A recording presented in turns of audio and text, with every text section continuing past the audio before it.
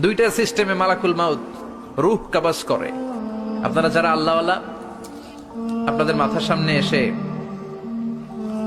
একটা যুবক, সুশ্রী, যত সুন্দর হতে পারে একজন মানুষ, এরকম একজন মানুষের চেহারায় আসবে আপনাদের কাছে, এসে সুগন্ধি পারফিউম মাখা সাদা ধবধবে কাপড় পরে এসে আপনার শিওরে বসবে, এসে খুবই বিনয়ের সাথে ভদ্রতার সাথে বলবে, ইয়া আইয়াতুহান নাফসুল মুতমাইন্না, ইয়া আইয়াতুহান নাফসুল মুতমাইন্না, ইয়া আইয়াতুহান নাফসুত তাইয়্যিবা, হে পবিত্র আত্মা বেরোয় আয়।